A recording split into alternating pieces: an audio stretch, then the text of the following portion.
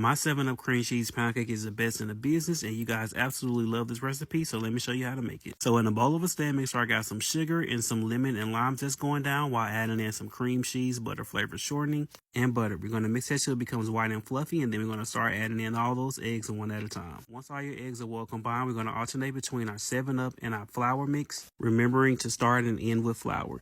Next, we're going to add this to a greased bun pan and then bake this on 325 for an hour and 30 minutes. Add your glaze, and then you're good to go. If you want the full recipe, it's in my Pound Cake ebook in my bio. Get on, get you a plate so I can give you a piece of this caramel pound cake. Here's how you make my caramel pound cake from scratch. So the first thing we're going to do is get some butter and some shortening and add some sugar.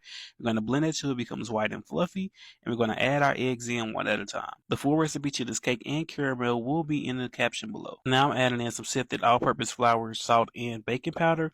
And I'm alternating that with a little bit of buttermilk and heavy whipping cream. Remember, you want to start and end with flour, and I'm going to bake this on 325 for about an hour and 20 minutes. I'm going to let it cool for about 20 minutes and then wrap it. Now let's make our caramel. Now I got some melted butter in here, and I'm adding in some fine sugar, super fine sugar, and I'm mixing it till it becomes brown, and then adding in some carnation milk. We're going to mix that together, and then it's going to start to bubble up and make fast bubbles, and then after a while it's going to slow down. Once it starts to slow down and coat the back of your spoon and your pan, you're ready to put it on your cake. And there you have it. Check out my pound cake recipe ebook in my bio.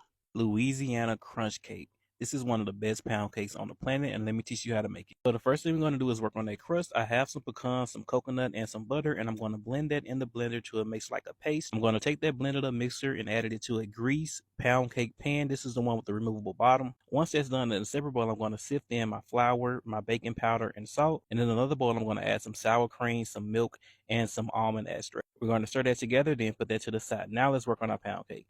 I got some softened butter, some sugar, and I'm going to blend that. Once it's white and fluffy, I'm going to add in my already beaten eggs, and I'm going to slowly drizzle that in while the mixer is on low speed. Once that is fully incorporated, I'm going to add in a little bit of my flour, a little bit of that wet mixture, and we're going to do that 3 times so all of the flour and the wet mixture is incorporated. Now carefully add this inside of your crust, making sure not to get any of the pound cake batter on the sides of it. If you do it right, it should come out clean like this. It's stuck to the cake, and that's what we want. We're going to ice this cake and we're good to go. Check out the recipe. The link is in my bio. I'm going to get in trouble for sharing this lemon pound cake recipe, but you guys have to make it. So the first thing we're going to do is get our butter and shortening mixed together, and then we're going to add some lemon zest to our sugar, and we're going to slowly add that in there. We're creaming the butter and sugar together till it's white and fluffy, and then we're going to add 1 egg in at a time. Now let's mix our dry ingredients, and I'm using white lily all-purpose flour and adding salt and a little bit of baking powder to that. Next, you see me adding lemon extract to my buttermilk, and we're going to alternate adding it to our wet ingredients, starting and ending with flour. Bake this on 325 for an hour and 30 minutes, and yeah, all you have to do is add your glaze. If you want this recipe, it's in my Southern Pound Cakes ebook. Old-fashioned $1 million pound cake with a brown butter glaze. So here's the recipe. First, I got some butter going in, and then I'm going to add in some extracts. I want to note that my butter is room temperature, and then I'm going to add in some sugar, and we're going to beat that till it becomes white and fluffy.